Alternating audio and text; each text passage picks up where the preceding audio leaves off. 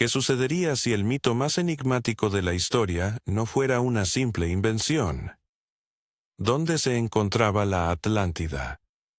¿Realmente fue una civilización que desapareció de la noche a la mañana, o es solo una fábula filosófica? ¿Qué nos enseñó Platón sobre esta sociedad perdida? En este video, exploraremos las historias que nos dejó Platón sobre la Atlántida, su grandeza, su ejército, su riqueza y la guerra que libró contra Atenas.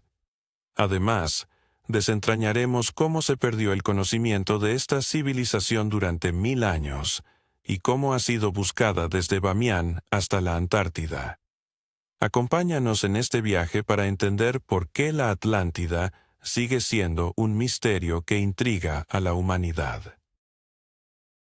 Amigos, no olvidéis suscribiros a mi canal Pasado Profundo, darle a me gusta y dejar un comentario de 7 palabras. Es necesario para que el canal funcione. Compartid este video con otros si lo consideráis importante. Gracias. La historia de la Atlántida no comienza en excavaciones arqueológicas ni en antiguos mitos transmitidos de generación en generación. Tiene sus raíces en un texto específico, escrito en un momento y por una persona concreta, el filósofo ateniense Platón. Hasta el momento de su aparición, no se había encontrado el nombre de la Atlántida en ninguna de las fuentes que han llegado a nosotros, ya fueran tablillas cuneiformes de Sumeria, inscripciones egipcias o leyendas griegas. Todo lo que conocemos hoy proviene de 2 diálogos platónicos, Timeo y Critias. Para comprender cómo surgió esta historia, es esencial observar la vida de Platón, sus objetivos y el mundo que lo rodeaba. Nació en el siglo V antes de nuestra era en Atenas, una ciudad que atravesaba tiempos muy difíciles. Su familia pertenecía a la antigua aristocracia, disfrutando de influencia y conexiones en los círculos políticos. Entre sus parientes estaban Armidios y Critias, participantes del régimen oligárquico de los 30 tiranos, que llegó al poder en Atenas tras la derrota en la Guerra del Peloponeso. Esta guerra fue catastrófica para Atenas, marcando la pérdida de su poder político, el declive de su economía y el surgimiento de conflictos internos, epidemias y una crisis moral.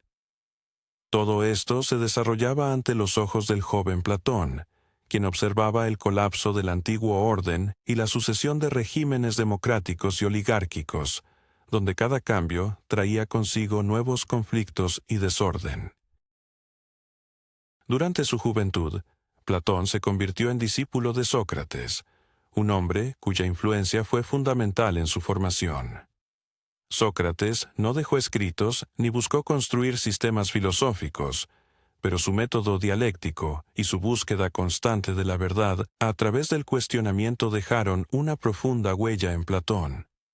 Fue testigo de cómo su maestro desafiaba las bases de la democracia ateniense, acusando a sus conciudadanos de ceguera moral y llamándolos a la introspección. Pero todo terminó trágicamente. Sócrates fue juzgado, declarado culpable de corromper a la juventud y de impiedad, y finalmente condenado a muerte. Esta ejecución fue un duro golpe para Platón, quien perdió la fe en la democracia ateniense y llegó a la conclusión de que no se puede construir una sociedad justa si sus ciudadanos carecen de conocimiento filosófico. Si los gobernantes son guiados por pasiones y avaricia, en lugar de la razón, las consecuencias son catastróficas. Así, esta idea se convirtió en la base de todos sus escritos. A principios del siglo IV, antes de nuestra era, Platón fundó la Academia, la primera escuela filosófica de la historia, donde se impartían enseñanzas sobre matemáticas, astronomía, música, lógica, ética y política. Durante su tiempo allí, Platón escribió sus obras más importantes, incluyendo el diálogo La República, donde intenta describir la sociedad ideal. En ese contexto nacieron también los diálogos Timeo y Critias, donde aparece por primera vez la narración sobre la Atlántida. El diálogo Timeo fue escrito alrededor del año 360 antes de nuestra era. En un primer vistazo parece centrarse en la estructura del mundo, el origen del universo, la naturaleza del alma y los movimientos de las estrellas, enmarcados en la armonía del cosmos. Sin embargo, al principio, casi como un prólogo a estas reflexiones, se presenta una enigmática historia sobre un antiguo conflicto entre Atenas y la poderosa Atlántida, una nación que existió más allá de las columnas de Hércules, es decir, más allá del Mediterráneo. Platón no narra esta historia desde su perspectiva personal. Se refiere a una cadena de transmisión específica. Según sus relatos, su bisabuelo, Critias el Joven, escuchó la historia de su abuelo, Critias el Viejo, quien a su vez la había oído en su infancia del gran legislador ateniense Solón, que vivió 2 siglos antes. Solón había escuchado esta historia de sacerdotes egipcios en la ciudad de Sais durante sus viajes.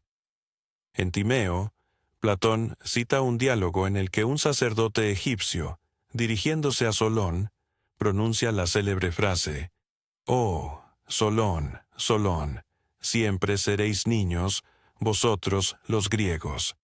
El sacerdote lamenta que los griegos no mantengan la memoria de su historia antigua, ya que han sido destruidos repetidamente por guerras y desastres, mientras que los egipcios han preservado crónicas escritas a lo largo de milenios. Según el sacerdote, en estas crónicas se encuentra el relato de un evento ocurrido 9000 años antes del tiempo de Solón. Había existido un gran imperio, la Atlántida, que poseía un inmenso poder militar y económico. Esta civilización intentó someter al mundo conocido, incluyendo Atenas. Sin embargo, los atenienses, a pesar de sus limitados recursos, lograron repeler la invasión y conservar su libertad. Pocos años después, la Atlántida pereció, según el sacerdote, en un solo día y una noche, engullida por terremotos e inundaciones que la hicieron desaparecer en el océano. Es crucial enfatizar que Platón presenta este relato no como un mito, sino como una supuesta tradición histórica verídica, transmitida de generación en generación. No obstante, queda incierto cuánto creía él en la autenticidad de esta historia, o si simplemente la utilizaba como una alegoría filosófica. El contexto del diálogo Timeo sugiere que Platón no se interesaba tanto en la historia en sí, sino que empleaba la narración de la Atlántida como una introducción a sus reflexiones sobre la armonía del universo y la estructura del estado ideal. Sin embargo, se esfuerza por hacer que la historia parezca verosímil, mencionando los nombres de los participantes, describiendo el lugar de la reunión y detallando las circunstancias bajo las cuales Solón conoció este relato. Después de Timeo, Platón comenzó a trabajar en el diálogo Critias, que debía detallar la Atlántida, su sistema de gobierno, su arquitectura, costumbres y estilo de vida. Sin embargo, el texto se interrumpe abruptamente. Las razones de esta interrupción son inciertas. Tal vez Platón no tuvo tiempo para finalizar su obra, o quizás decidió dejarla inconclusa intencionalmente. Se hablaba de un tercer diálogo, Hermócrates, que concluiría toda la historia, pero o no fue escrito o no ha llegado hasta nosotros. Los contemporáneos de Platón y los filósofos de épocas posteriores recibieron la historia con escepticismo. Aristóteles, por ejemplo, afirmaba abiertamente que Platón había inventado la Atlántida para ilustrar sus ideas sobre el derroche, la arrogancia y las consecuencias de rechazar la sabiduría. Sin embargo, con el tiempo, la línea que separaba la parábola filosófica de la búsqueda de una civilización perdida comenzó a desdibujarse. Lo fundamental que debemos comprender es que la historia de la Atlántida no se origina en mitos populares, relatos orales o crónicas antiguas. Su narrativa surge en un momento histórico específico, en un texto concreto, creado por una figura singular. Es parte de las reflexiones filosóficas de Platón sobre la fragilidad de los estados y civilizaciones, cuando su fundamento se basa en la avaricia, el orgullo y la lucha por el poder, en lugar de la razón y la virtud. Cuando Platón, en el diálogo Critias, comienza a describir la Atlántida, no inicia con reflexiones sobre ética o política, sino que se adentra en una detallada narración sobre su geografía, organización, recursos y apariencia.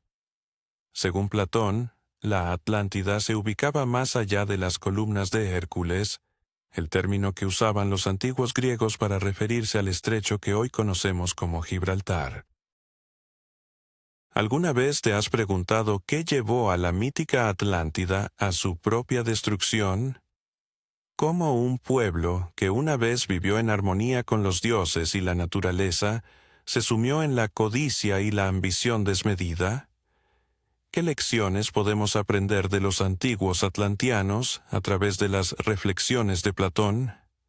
En este fascinante relato, exploraremos la evolución de la civilización que una vez fue un ejemplo de grandeza y virtud, pero que, al final, se vio atrapada en su propia decadencia.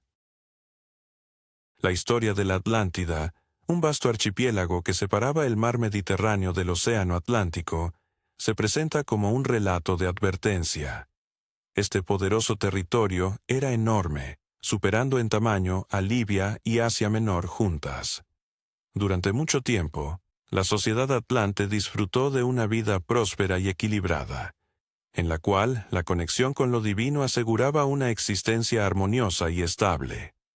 Sin embargo, con el paso de las generaciones, esa conexión comenzó a debilitarse.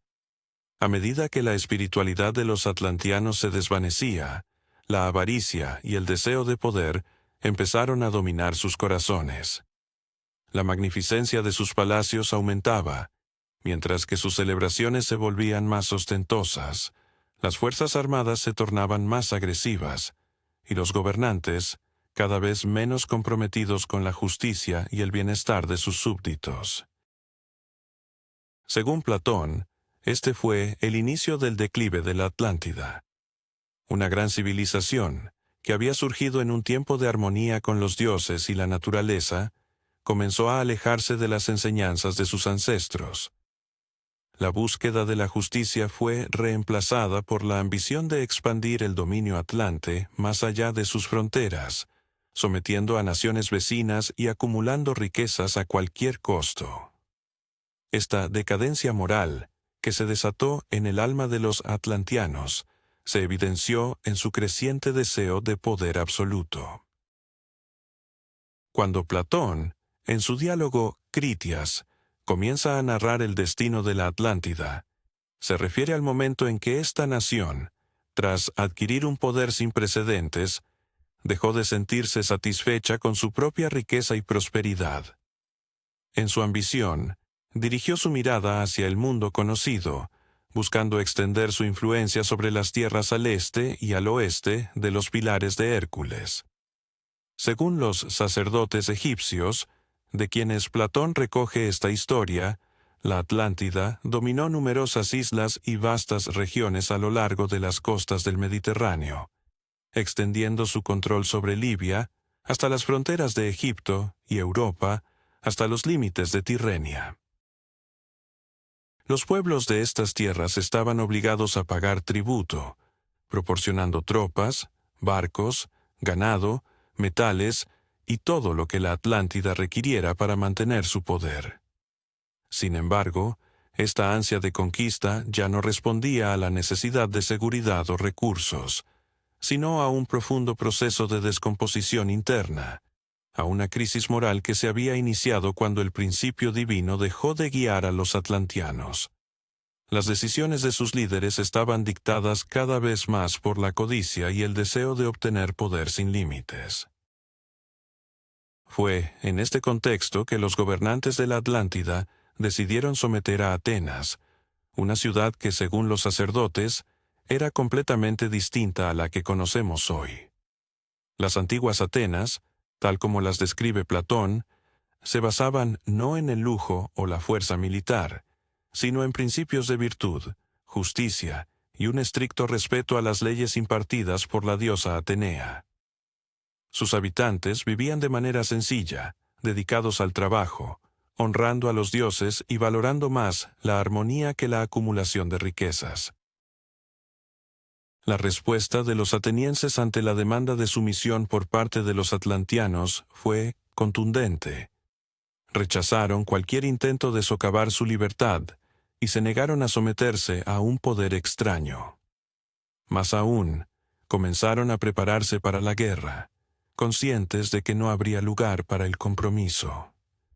En poco tiempo, la Atlántida inició la movilización de sus fuerzas. Según Platón, su ejército era monumental, con miles de carros de guerra, decenas de miles de infantes, múltiples unidades de caballería y una flota masiva capaz de transportar tropas a través de los océanos y de imponer un bloqueo prolongado a las costas. Los astilleros de la ciudad trabajaban día y noche, fabricando armas, construyendo nuevos barcos y acumulando provisiones. La armada atlante estaba equipada con el mejor armamento de su tiempo: armaduras de bronce, espadas, lanzas, escudos, máquinas de guerra y catapultas. Por su parte, los atenienses, conscientes de que se enfrentarían a un enemigo que los superaba en número y recursos materiales, también llevaron a cabo una movilización general.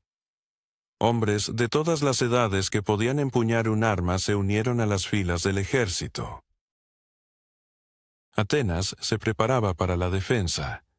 Sus murallas se reforzaban, se erguían nuevas fortificaciones en caso de un asedio y se almacenaban provisiones y armas.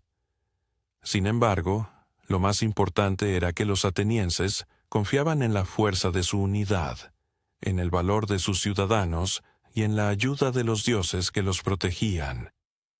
El primer paso en este conflicto fue un bloqueo naval.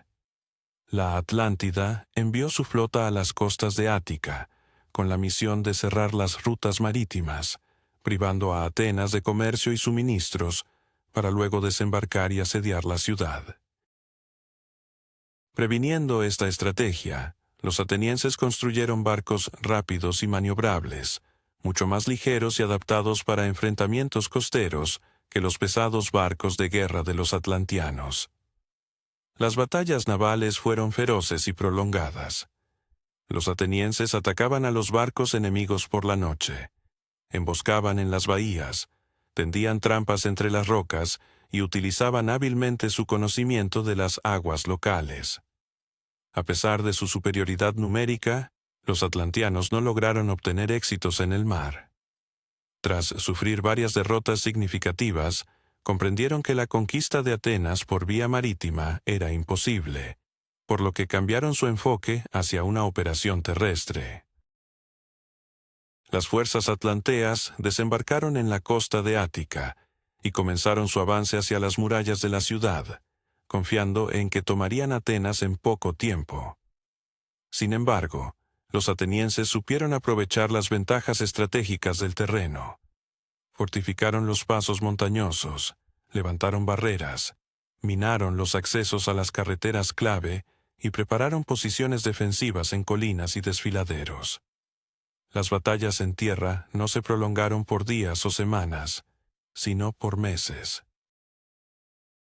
Los atenienses llevaron a cabo una defensa flexible, pasando a contraataques sorpresivos, realizando emboscadas, atacando los suministros y cortando las comunicaciones. Los atlantianos, acostumbrados a victorias rápidas y dominación absoluta, se encontraron atrapados en una guerra prolongada, en la que su superioridad numérica fue cada vez menos significativa. Sufrieron pérdidas de soldados en las montañas, sus unidades se desgastaban en ataques infructuosos contra las fortificaciones, y sus intentos de penetrar en la ciudad eran continuamente frustrados. El clímax de esta campaña llegó con una gran batalla, en la cual los atenienses, utilizando una retirada fingida, atrajeron las fuerzas principales de los atlantianos a un estrecho valle donde habían preparado emboscadas. Desde 3 flancos, una lluvia de flechas, piedras y la carga de la infantería se abatió sobre el enemigo. Los atlantianos, rodeados, intentaron abrirse paso, pero el terreno no les permitía desplegar sus carros de guerra ni utilizar su pesada infantería. La batalla terminó con una derrota aplastante para el ejército atlante. Simultáneamente, los atenienses llevaron a cabo un ataque contra la flota enemiga anclada en la costa. Mientras las fuerzas principales de los atlantianos estaban atrapadas en el combate en tierra, los ágiles barcos atenienses atacaron los buques enemigos, incendiando aquellos que estaban anclados y hundiendo los pesados transportes, privando al enemigo de cualquier posibilidad de evacuación. Los restos del ejército atlante, desconectados de su flota y sufriendo enormes pérdidas, se vieron forzados a huir. Esta victoria fue absoluta. Los atenienses no solo defendieron su tierra, sino que también demostraron que la virtud, la unidad, el valor y la lealtad a las leyes podían superar cualquier ventaja numérica o material. No persiguieron a los fugitivos ni exigieron condiciones a los vencidos. Atenas no anhelaba conquistas. Su única meta era preservar su libertad y dignidad. ¿Te has preguntado alguna vez qué hay de verdad detrás de la leyenda de la Atlántida? Podría ser que Platón, aquel célebre filósofo, no solo nos dejara un mito, sino un reflejo de una civilización perdida.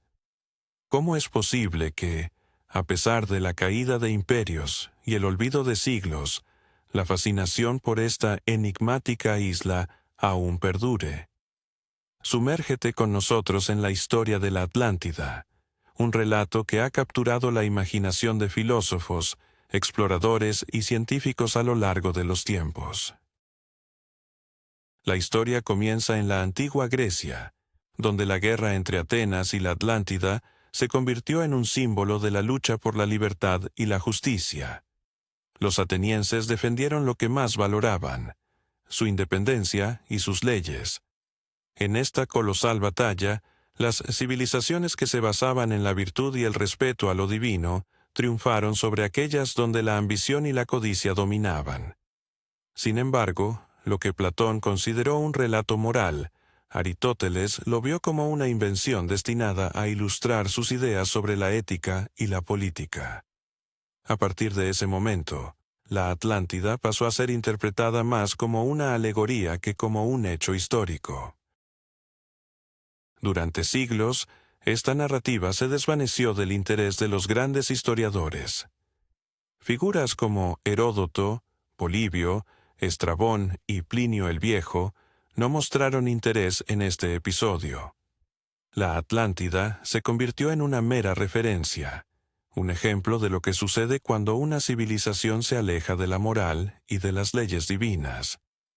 En la época posterior de la antigüedad, el neoplatonismo resucitó el nombre de la Atlántida, aunque solo como un símbolo de la caída inevitable de las civilizaciones que pierden su conexión con lo divino. Con la caída del Imperio Romano de Occidente y la llegada de la Edad Media, el interés por el legado de la filosofía clásica se desvaneció casi por completo. La Europa medieval enfrentó una época en la que los debates sobre la moral, la teología y la salvación del alma se convirtieron en prioritarios, eclipsando cualquier reflexión sobre la historia antigua, la geografía o la naturaleza del mundo. Aunque los diálogos de Platón sobrevivieron en copias manuscritas, la historia de la Atlántida se volvió insignificante en comparación con otras ideas más urgentes. Los pensadores medievales no desestimaron abiertamente la existencia de la Atlántida. Simplemente no mostraron interés en ella. En su lugar, relatos bíblicos sobre Sodoma y Gomorra, el diluvio y la Torre de Babel ocuparon su tiempo y esfuerzo. Si se mencionaba la Atlántida, generalmente se hacía en un contexto de discusión sobre el castigo divino a los pueblos orgullosos. Las referencias a la Atlántida eran breves y carecían de peso en los textos de los autores bizantinos. Incluso los cartógrafos medievales, al dibujar mapas de un mundo lleno de maravillas y tierras desconocidas, rara vez incluían a la Atlántida. Su imaginación generaba imágenes de islas benditas y lugares donde se ocultaban las reliquias del cristianismo. Pero la idea de un continente hundido en el océano no formaba parte del imaginario medieval. No obstante, la leyenda de la Atlántida no desapareció por completo.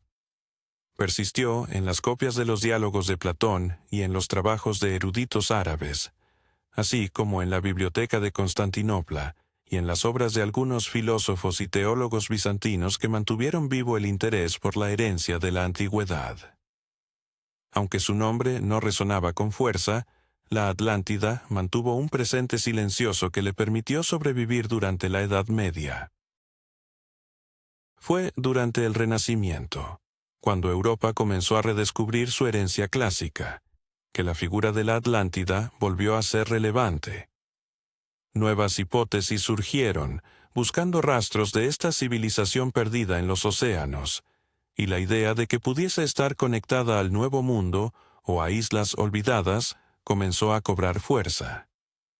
Con el resurgimiento del interés por la antigüedad, los trabajos de Platón empezaron a ser estudiados con renovada seriedad, fomentando debates no solo entre filósofos, sino también entre geógrafos, exploradores y cartógrafos. En esos tiempos, las fronteras conocidas de Europa se expandieron.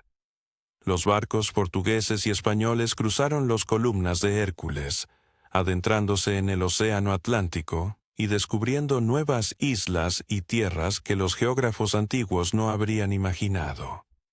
La aparición de las Azores, las Canarias, Madeira y muchas otras tierras llevó a los exploradores a preguntarse si podrían ser los restos de la antigua y vasta isla que Platón describió.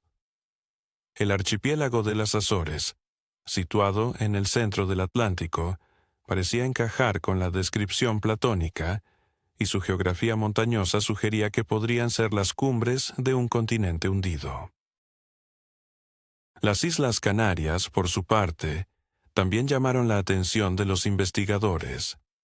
El pueblo guanche, que habitaba estas islas antes de la llegada de los europeos, conservaba una cultura única y leyendas sobre antepasados que provenían de tierras lejanas que se habían hundido en el mar.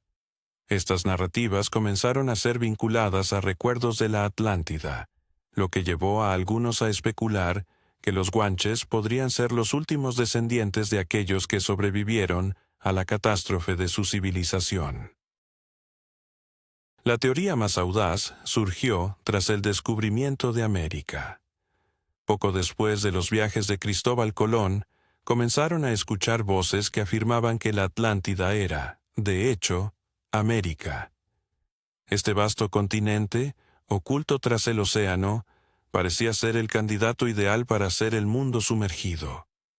No solo su tamaño era impresionante, sino que los logros de las civilizaciones indígenas, como los mayas, aztecas e incas, asombraron a los europeos, quienes se preguntaban cómo tales niveles de desarrollo pudieron surgir sin conexión con una antigua y avanzada civilización. Estas ideas se reflejaron en los trabajos de filósofos, historiadores y geógrafos.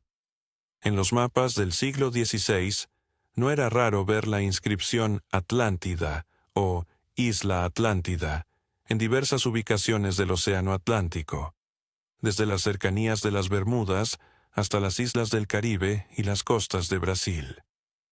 Algunos cartógrafos sugerían que la Atlántida era un gigantesco continente hundido, mientras que otros la representaban como una cadena de islas restantes tras una catástrofe. Paralelamente, comenzaron a resonar las primeras tentativas de explicar la desaparición de la Atlántida desde una perspectiva científica, en vez de mitológica. Los investigadores comenzaron a proponer que la isla pudo haberse hundido como resultado de potentes terremotos, erupciones volcánicas, el lento hundimiento de la corteza terrestre o gigantescos tsunamis. Esta teoría cobró fuerza, especialmente al considerar que desastres similares habían ocurrido en la historia. Por ejemplo, la erupción del volcán Santorini que destruyó la civilización minoica se convirtió en un modelo para muchos sobre la posible desaparición de la Atlántida. A pesar del creciente interés y la investigación, hasta el momento no se han encontrado pruebas concretas que respalden la existencia de la Atlántida. Ni en las Azores, ni en las Canarias, ni en América, ni en el Mar Caribe se han hallado ruinas o artefactos que indiquen la existencia de una civilización comparable. La búsqueda continúa, y la leyenda de la Atlántida sigue siendo un misterio fascinante que invita a la reflexión y a la exploración, un eco persistente de lo que pudo haber sido una de las más grandes civilizaciones de la historia. ¿Alguna vez te has preguntado si la mítica Atlántida de Platón es más que un simple cuento? Podría ser que, tras milenios de especulación, aún existe la posibilidad de que una civilización avanzada haya existido y desaparecido en las profundidades del océano. ¿Por qué, a pesar de las evidencias científicas que contradicen su existencia, la leyenda de Atlántida sigue atrapando nuestra imaginación? La fascinación por la Atlántida comienza con Platón, quien la describe como una civilización avanzada, poderosa y, finalmente, destruida por una catástrofe. Sin embargo, más allá de esta narración, la idea de que podría haber un mundo oculto tras el horizonte continúa despertando el interés y la curiosidad de investigadores, escritores y soñadores. A medida que el tiempo ha pasado, el interés por la Atlántida ha evolucionado. Ya no se limita únicamente a los mapas o los relatos históricos. La Atlántida comienza a entrelazarse con utopías literarias, reflexiones filosóficas sobre el destino de las civilizaciones, y se convierte en un símbolo que inspira tanto a escritores como a viajeros y místicos. Con el tiempo, la leyenda se enriquece, acumulando nuevos significados. Los primeros estudios subacuáticos relacionados con la geología inician una nueva etapa en la búsqueda de la Atlántida. Las expediciones científicas se enfocan en desentrañar la estructura del lecho oceánico, lo que hace que la idea de la Atlántida se desplace del ámbito puramente filosófico y místico hacia el terreno del rigor científico. A comienzos del siglo XX, la leyenda se transforma en un misterio histórico potencial, digno de ser investigado con herramientas científicas. Una de las hipótesis más serias que surge en este contexto vincula a la Atlántida con la catástrofe que devastó la isla de Santorini en el mar Egeo.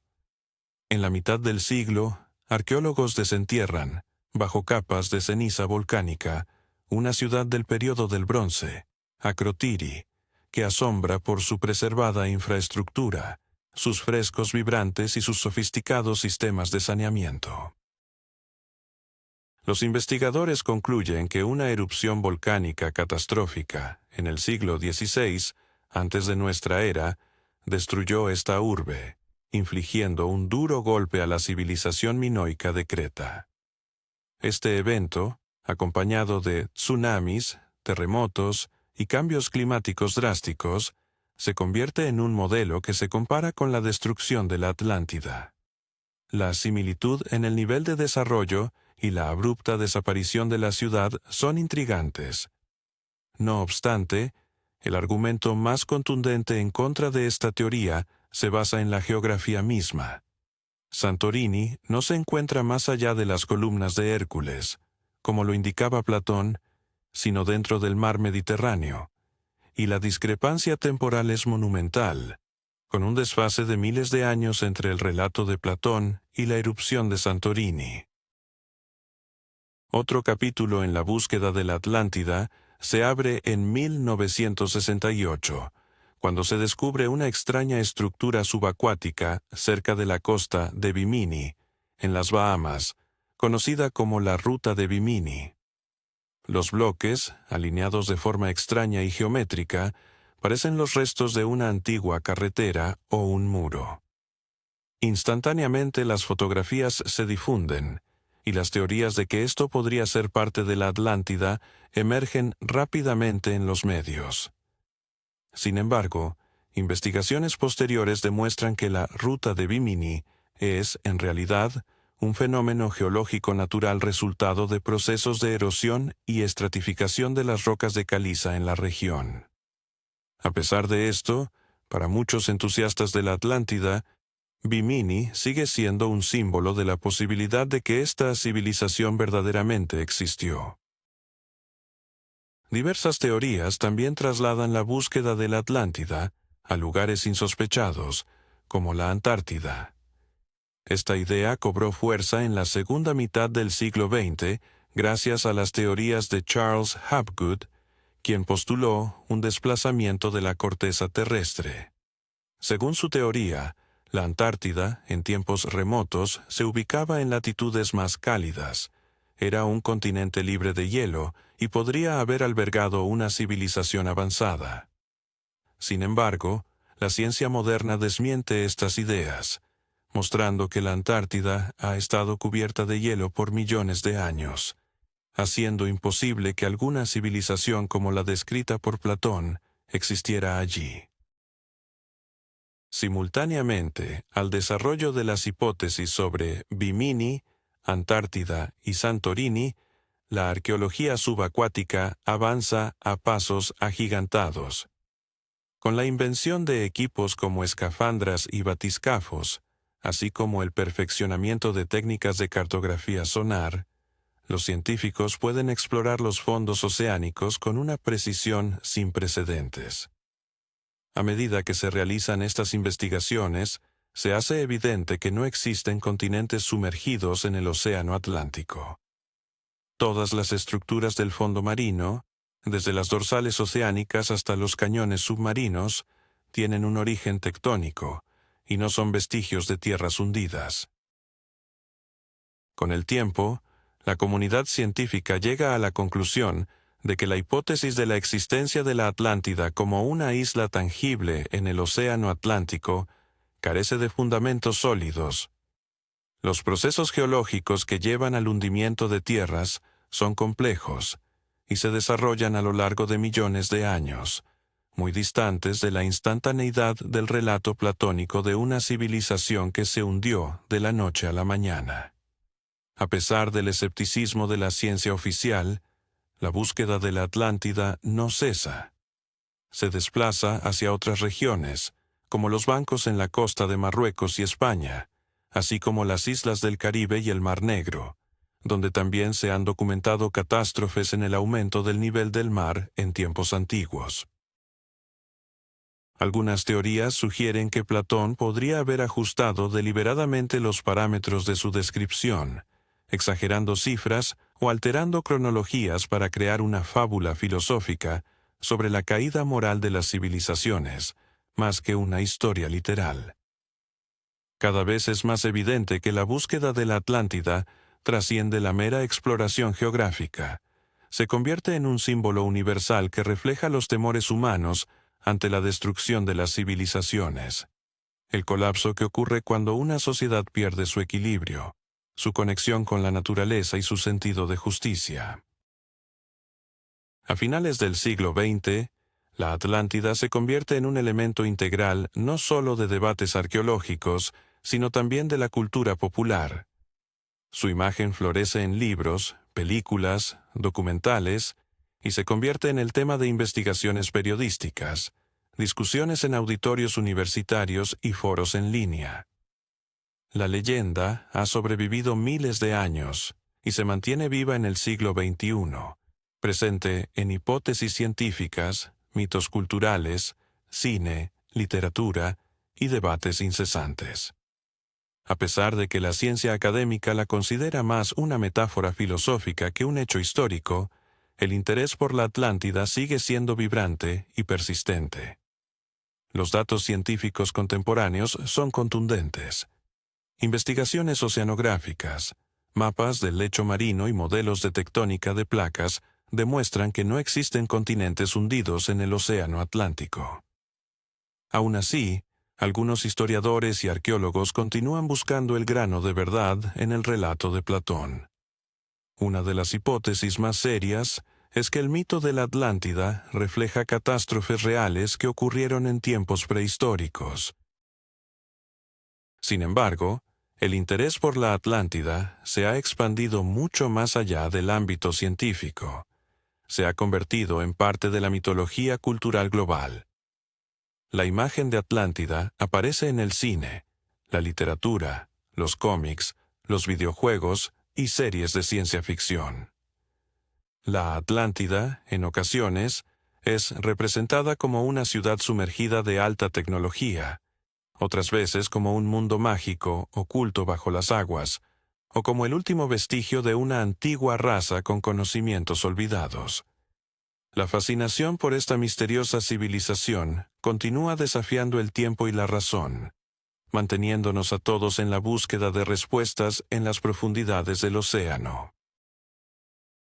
¿Te has preguntado alguna vez si la legendaria Atlántida realmente existió, o si es solo un mito creado por mentes brillantes como las de Julio Verne y Herbert Wells? ¿Qué nos dice este enigmático continente perdido sobre nuestros anhelos de un pasado glorioso y un conocimiento olvidado? Hoy, Atlántida se presenta no solo como una mera historia, sino como un símbolo potente de un ideal perdido, una reflexión sobre la relación entre la humanidad y su tecnología.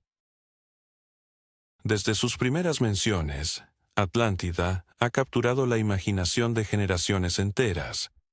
La obra de Platón, donde se describe esta civilización avanzada y próspera, ha sido objeto de innumerables interpretaciones y debates. A lo largo de los siglos, la idea de Atlántida ha evolucionado, transformándose en un mito que trasciende fronteras, épocas y disciplinas.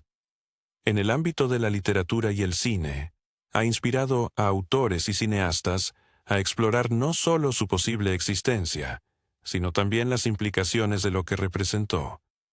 Desde las fascinantes narrativas de ciencia ficción hasta las cautivadoras aventuras animadas, la figura de Atlántida sigue siendo una fuente inagotable de creatividad y reflexión.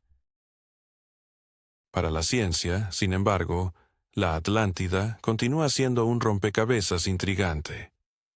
A pesar de los avances en geología y arqueología que han intentado desmentir su existencia, el debate persiste. Cada descubrimiento en el fondo del mar o cada nueva excavación arqueológica parece abrir más preguntas que respuestas. ¿Por qué, a pesar de las evidencias que contradicen su existencia, seguimos tan obsesionados con la idea de un lugar donde la humanidad alcanzó un equilibrio perfecto con su entorno? Tal vez, en el fondo, lo que buscamos es un espejo que refleje nuestras propias aspiraciones y fracasos. En el contexto de la cultura popular, Atlántida no es simplemente una leyenda. Se ha convertido en un símbolo de lo que una vez fue el ideal de progreso y armonía. Un ideal que, lamentablemente, parece haber sido olvidado en la vorágine de nuestro desarrollo tecnológico. En nuestra búsqueda incesante por el progreso y la riqueza, a menudo pasamos por alto las lecciones que este mito puede enseñarnos. La fascinación por la Atlántida es un recordatorio persistente de que, por mucho que avancemos en nuestra capacidad tecnológica, el verdadero poder y la verdadera riqueza residen en nuestra capacidad de vivir en equilibrio con el mundo que nos rodea. Así, la historia de Atlántida trasciende su propia narrativa, convirtiéndose en un fenómeno cultural que invita a la reflexión. Mientras seguimos explorando las profundidades de nuestros océanos y nuestras propias mentes, la pregunta sigue en el aire. ¿Podremos alguna vez redescubrir la armonía que los antiguos habitantes de Atlántida parecían haber perdido? ¿O estamos condenados a repetir los mismos errores que llevaron a su desaparición? En Pasado Profundo, continuaremos explorando estas fascinantes interrogantes que nos conectan con nuestra historia, nuestro presente y nuestro futuro.